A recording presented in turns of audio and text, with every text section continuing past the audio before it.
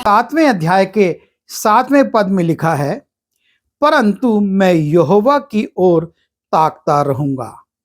मैं अपने उद्धारकर्ता परमेश्वर की बाट जोहता रहूंगा। मेरा परमेश्वर मेरी सुनेगा। और यहां बड़े विश्वास के साथ मीका कहता है कि मैं अपने परमेश्वर की ओर ताकूंगा, उसकी बाट जोहूंगा और वो मेरी सुनेगा। यह उसका विश्वास है। और जब हम भजन संहिता उसके 27वें अध्याय के 14वें पद को देखते हैं, वहां पर भजनकार कहता है, यहोवा की बाट जोहता रहे, हियाव बांध और तेरा हृदय दृढ़ रहे। हाँ, यहोवा की बाट जोहता रहे। परमेश्वर के दास अपने लोगों को इस बात के लिए प्रोत्साहित करते हैं कि वो परमेश्वर की बाट जोहें, अर्थात परमेश्वर की प्रतीक्षा करें, परमेश्वर की ओर ताकें। और जैसा हमने मीका 7:7 में देखा कि वो मेरी सुनेगा, परमेश्वर मेरी सुनेगा। और तब प्रश्न उठता है, हमें कैसे बाट जोहना है, हमें किस रीति से प्रतीक्षा करनी है। और लूका रचित सुसमाचार उसके 12वें अध्याय में जब हम जाते हैं और उसके 35वें से 37वें पद को देखते हैं, वहां पर एक बाट जोहने का उल्लेख किया गया है। लिखा है, तुम्हारी कमरें बंधी रहें और तुम्हारे दिए जलते रहें। बाट जोहने का जो तरीका है, और वो यहां बताया जा रहा है कि तुम्हारी कमर बंधी रहे, अर्थात चैतन्य रहो, और तुम्हारे दिए जलते रहें, और तुम उन मनुष्यों के समान बनो जो अपने स्वामी की बाट देख रहे हो कि वो ब्याह से कब लौटेगा, कि जब वो आकर द्वार खटखटाए तो तुरंत उसके लिए खोल दे। यह है बाट जोहने का तरीका कि चैतन्यता के साथ, बड़े चैतन्य होकर, तैयार रहते हुए, कमर बांधे हुए, दिया जलाए हुए स्वामी की बाट जोहें, ताकि जैसे ही वो दरवाजे पर आए, खटखटाए, तुरंत द्वार खोला जाए। और तब उसकी आशीष भी लिखी है, धन्य है वे दास जिन्हें स्वामी आकर जागते पाए। मैं तुमसे सच कहता हूं कि वो कमर बांधकर उन्हें भोजन करने को बैठाएगा और पास आकर उनकी सेवा करेगा। वो दास जो इस रीति से बाट जो रहा है, धन्य है। और उसका स्वामी जब देखता है कि वो जागता है, उसकी प्रतीक्षा कर रहा है, वो उसको पुरस्कृत करेगा, उसको से प्रसन्न होगा। दूसरी बात, जब हम मत्ती रचित सुसमाचार उसके 25वें अध्याय में जाते हैं, वहां पर 10 कुमारियों का उल्लेख है जो कि दुल्हा की बाट जो रही थी, कि जब दुल्हा आए तब वो उसके साथ उस घर में जाएं जहां विवाह होगा। और इनमें 5 बुद्धिमान थी और 5 मूर्ख थी, अर्थात उन्होंने बाट जोही, लेकिन बुद्धिमानी के साथ नहीं, अपने साथ तेल नहीं रखा। और इसका परिणाम यह हुआ कि वो दुल्हा के साथ उस घर में प्रवेश करने नहीं पाई। 10 बाट जो रही थी, 10 प्रतीक्षा कर रही थी, लेकिन 5 कुंवारियां तैयारी के साथ बाट जो रही थी और 5 कुंवारियां तैयार नहीं थी। उन्होंने मशालों के साथ तेल नहीं रखा था। तीसरा हम देखते हैं, बिना आलस से किए फलवंतता के साथ कार्य कर स्वामी की बाट जोहना। इसी मत्ती रचित सुसमाचार उसके 25वें अध्याय में एक और उदाहरण दिया गया है और लिखा है कि एक व्यक्ति परदेश जाता है और अपने सेवकों को, एक को उसकी योग्यता के अनुसार 5, एक को 2 और एक को 1 तोड़े सौंपता है और कहता है कि जब तक मैं ना आऊं तुम इससे व्यापार करना, एक काम तुम करते रहना, निठल्ले मत बैठे रहना। और तब जिसको 5 तोड़े मिले थे उसने जाकर लेन देन किया और 5 तोड़े और कमाए, परिश्रम किया। दूसरे ने भी, जिसको तोड़े मिले थे 2, उसने 2 तोड़े और कमाए।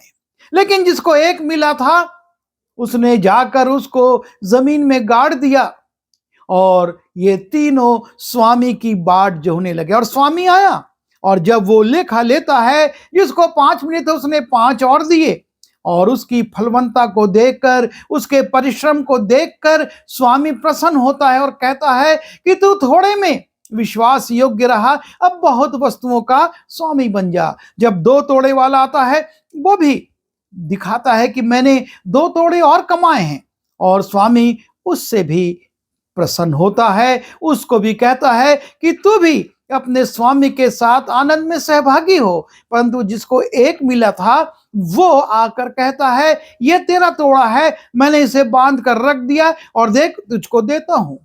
और स्वामी उससे क्रोधित होता है, प्रसन्न नहीं होता। ये तीनों बाट जो रहे हैं, लेकिन 2 ने परिश्रम किया, फलवंत सेवा की और स्वामी के हाथ में उस फल को सौंपा। लेकिन तीसरा आलसी था, दोष लगाने वाला था, निकम्मा था और उसने बाट तो जो ही, लेकिन आलस्य के साथ उसने 1 सिक्के से, 1 तोड़े से व्यापार करके कुछ नहीं कमाया और स्वामी के क्रोध का शिकार होता है। जब हम लूका रचित सुसमाचार उसके 8वें अध्याय के 40वें पद में जाते हैं, वहां पर एक उल्लेख और है। जब यीशु लौट रहा था तो लोग उससे आनंद के साथ मिले, क्योंकि वे सब उसकी बाट जोह रहे थे। आनंद के साथ बाट जोहना कि जब यीशु आएगा तो हम उससे आशीष पाएंगे, हमारे बीमार चंगे होंगे, हम उससे वचन सुनेंगे। और यहां पर ये लोग लिखा है आनंद के साथ यीशु मसीह से मिले, क्योंकि वो सब उसकी बाट जो रहे थे। जब हम रोमी उसके 8वें अध्याय के 25वें पद को देखते हैं, वहां पर पौलुस समझाता है जिस वस्तु को हम नहीं देखते यदि उसकी आशा रखते हैं तो धीरज से उसकी बाट भी जोहें। जो वस्तु हमको नहीं दिख रही हैं, आज संसार में हमको वो स्वर्गीय वस्तुएं नहीं दिख रही हैं, लेकिन हम उस दिन की बाट जो रहे हैं जब प्रभु यीशु मसीह आएंगे और हमको बादलों पर ले जाएंगे और हम उन वस्तुओं के अधिकारी हो जाएंगे। और इसलिए धीरज के साथ पौलुस कहता है हमको धीरज के साथ बाट जोना है। जब हम भजन संहिता उसके 123वें अध्याय में जाते हैं और उसके दूसरे पद की दूसरी लाइन को देखते हैं, वहां पर भजनकार बाट जोहने के विषय में कहता है कि आपको और मुझको जब तक प्रतिफल ना मिल जाए तब तक हमको बाट जोहनी है। वैसे ही हमारी आंखें हमारे परमेश्वर की ओर उस समय तक लगी रहेंगी जब तक वो हम पर अनुग्रह ना करे। जब तक हम पर अनुग्रह ना हो, जब तक हमको प्रतिफल ना मिले, हमारी दृष्टि हमारे परमेश्वर की ओर लगी रहे, हम उसकी बाट जोहते रहें।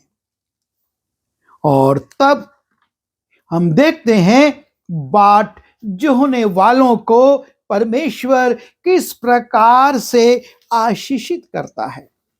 बाट जोहने वाले आशीष के हकदार होते हैं, वो आशीष प्राप्त करते हैं। भजन संहिता उसके 37वें अध्याय के 9वें पद को जब हम देखते हैं, लिखा है, जो यहोवा की बाट जोहते हैं वही पृथ्वी के अधिकारी होंगे। जो यहोवा की बाट जोहते हैं, ये पहली आशीष है यहोवा की बाट जोहने वालों के लिए कि वो पृथ्वी के अधिकारी होंगे।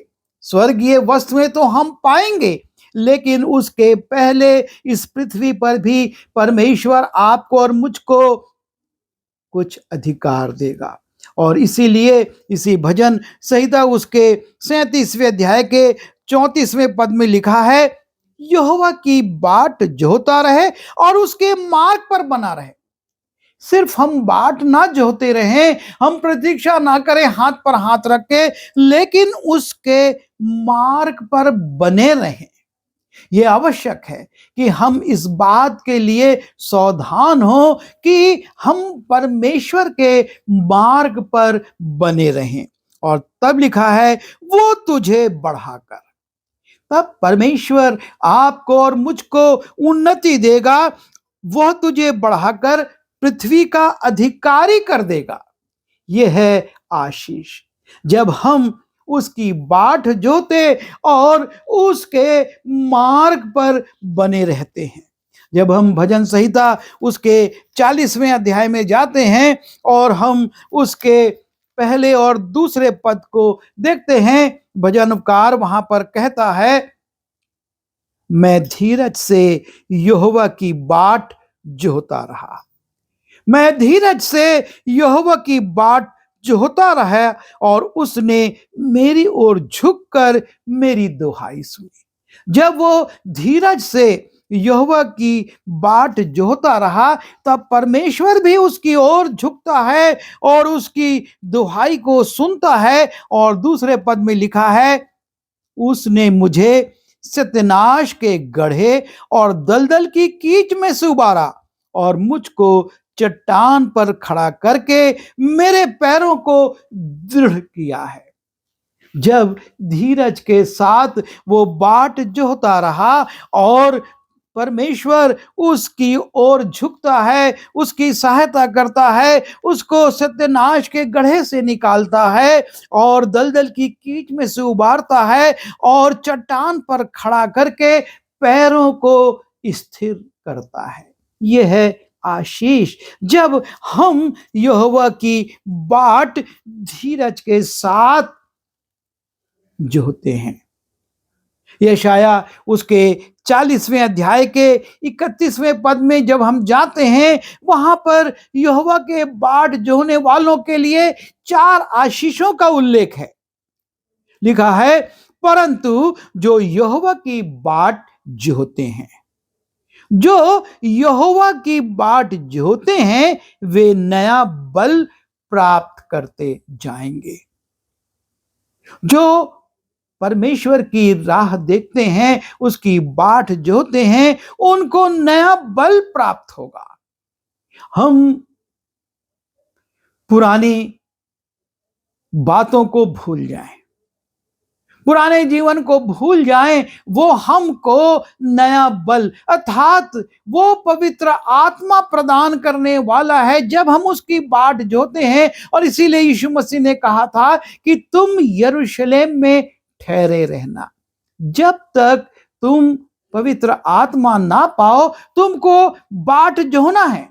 और चेले बाट जोहते रहे, उन्होंने पवित्र आत्मा अर्थात नया बल पाया और उसका परिणाम कि जगत के छोर तक यीशु मसीह के गवाह ठहरे। कौन? जो यहोवा की बाट जोहते हैं, जो प्रतीक्षा कर रहे थे और एक चित होकर लौ लगाकर प्रार्थना कर रहे थे, वो नया बल प्राप्त करे। और दूसरी बात वहां पर लिखी है, वे उकाबों की नाई उड़ेंगे, ऊंचाइयों पर जाएंगे। उकाब नीचे नहीं उड़ता, वो ऊंचाई ऊंचाई और ऊंचाई पर जाता है। और परमेश्वर आपको और मुझको ऊंचाइयों पर रखना चाहता है। वो कहता है मैंने तुम्हें सिर बनाया है, पूंछ नहीं। और सिर हमेशा ऊंचाई पर रहता है, वो ऊपर रहता है। और यहां पर जो यहोवा की बाट जोहते हैं उनके लिए लिखा है कि वे उकाबों की नाई उड़ेंगे, उन ऊंचाइयों पर जाएंगे और तब वे दौड़ेंगे और शमित ना होंगे। वो दौड़ेंगे, उनको धीरे चलने की आवश्यकता नहीं है, वो तेजी से काम करेंगे लेकिन थकेंगे नहीं, शमित ना होंगे। यह है बाट जोहने वालों की आशीष कि वे दौड़ेंगे, परिश्रम करेंगे, काम करेंगे, पर थकेंगे नहीं, और चलेंगे पर थकित ना होंगे। वो चलेंगे पर थकित ना होंगे। कितने लोग कहते हैं हम कब से सेवा कर रहे हैं और हमको कोई परिणाम नहीं मिल रहा है। लेकिन जब हम यहोवा की बाट जोहते हुए चलेंगे, उसकी प्रतीक्षा करते हुए चलेंगे, हम नहीं थकेंगे, हम निराश हताश नहीं होंगे। बाइबल में ऐसे भी पात्र हैं जिन्होंने बाट जोहने में चूक कर दी, वो प्रतीक्षा नहीं कर सके और उनके जीवन में हानि आ गई। सबसे पहले हम उत्पत्ति में देखते हैं सारा को। परमेश्वर ने प्रतिज्ञा की थी हारान से निकलते समय, जब वो 65 वर्ष की थी और अब्राहम 75 वर्ष का था, कि मैं तेरे वंश को बालू के किनकों के समान और आकाश के तारों के समान अनगिनत करूंगा। और 10 वर्ष बीत गए और सारा पति से कहती है इतना समय निकल गया और परमेश्वर क्या वायदा पूरा नहीं हुआ। वो बाट जोते जोते कि मैं मां बनूंगी, मैं मां बनूंगी, वो थक गई। और तब वो हाजिरा को ले आती है कि तू इसको पत्नी बना ताकि वंश तो उत्पन्न हो। और उसकी इस बाट जोहने में चूक करने के कारण एक बड़ी समस्या में वो भी फंसी और ये विश्व भी फंसा। जब हम इस्राएलियों का निर्गमन देखते हैं कि किस प्रकार से इस्राएली मिस्र से निकले और बीहड़ इलाकों से होकर जा रहे हैं, और मूसा परमेश्वर से आज्ञाओं को प्राप्त करने के लिए पर्वत पर है, और जब पर्वत से उतरने में वो विलंब करता है, लोग उसकी बाट जोते जोते थक गए और कहने लगे हम नहीं जानते कि उस पुरुष का क्या होगा। और हारून तू तो ऐसा कर, हमारे लिए एक देवता बना जो हमारे आगे आगे चले।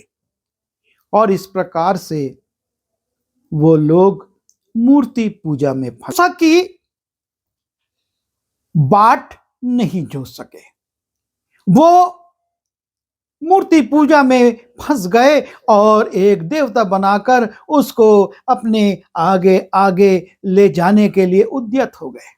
और एक बड़ी विपत्ति, परमेश्वर का एक बड़ा क्रोध उनके जीवन में आ गया। और उसी प्रीति से हम पहला शामुएल में देखते हैं शाऊल के विषय में। सैमुएल ने उसे कहा था कि मैं तेरे पास आऊंगा, और जब वो युद्ध की तैयारी करता है और देखता है कि सेना सामने खड़ी हुई है और 7 दिन हो गए सैमुएल नहीं आया है, और तब जो काम, जो बलिदान, जो होम बलि सैमुएल को चढ़ाना था, शाऊल ने चढ़ा दी और परमेश्वर के सामने दोषी हो गया। और इसलिए बड़ी जरूरी बात है कि हम बड़ी सावधानी के साथ, बड़े धीरज के साथ, प्रतिफल पाने की आशा के साथ, आनंद के साथ, बिना आलस्य किए बुद्धिमानी के साथ और चैतन्य रहते हुए बाट जो है। परमेश्वर की प्रतिज्ञाओं के पूरा होने की बाट जो है, प्रभु यीशु मसीह के दूसरे आगमन की बाट जो है, तैयार रहें, ताकि हम उन आशीषों को प्राप्त कर सके। हम चलें पर थकित ना हो, हम दौड़ें पर श्रमित ना हो, हम उकाबों के नाई ऊंचाइयों पर जाएं, हम नया बल प्राप्त करें और परमेश्वर झुककर हमको उस गड्ढे से निकाले और चट्टान पर खड़ा करे और हमारे पैरों को स्थिरता दे। हम यहोवा की बाट जोहते रहें, ताकि वो हमको इस पृथ्वी में अधिकार प्रदान करे। हम अपने जीवन का विश्लेषण करें, हम आत्म मंथन करें, आज हम कैसे बाट जो रहे हैं। बुद्धिमान कुंवारियों के समान दूल्हे की बाट जो रहे हैं, जिनने तेल भी रखा था, या मूर्ख कुंवारियों के समान जिनके पास तेल नहीं था। दूल्हा आया, लेकिन बुद्धिमान चली गई और मूर्ख रह गई। हम अपने जीवन का विश्लेषण करें, अपनी प्रतीक्षा को असंयम में ना बदलें, लेकिन संयमित होकर प्रतीक्षा करें और प्रभु पर भरोसा रखें कि वो अपने लोगों की प्रार्थनाओं को सुनता और उनको प्रतिफल प्रदान करता है। आइए दुआ करें। प्रभु जी, हम धन्यवाद देते हैं कि आप हमारी आशा को पूरा करने वाले परमेश्वर हैं। आपने जो प्रतिज्ञाएं की हैं, उनके प्रति आप विश्वस्त रहते हैं। हम असंयम के कारण चूक जाते हैं, हमारा धीरज समाप्त हो जाता है और हम सोचने लगते हैं कि बहुत समय हो गया और हमारी आशा पूरी नहीं हुई है। पर आप हमारी आशाओं को पूरा करने वाले परमेश्वर हैं, और इसलिए हमको शक्ति दीजिए कि हम बड़ी ईमानदारी के साथ और बड़े धीरज के साथ आपके प्रतिज्ञाओं के पूरा होने और आपके आगमन की प्रतीक्षा करें, उसकी बाट जो है, ताकि उत्तम प्रतिफल प्राप्त कर सके। बिनती यीशु के नाम से मांगता हूं, आमीन।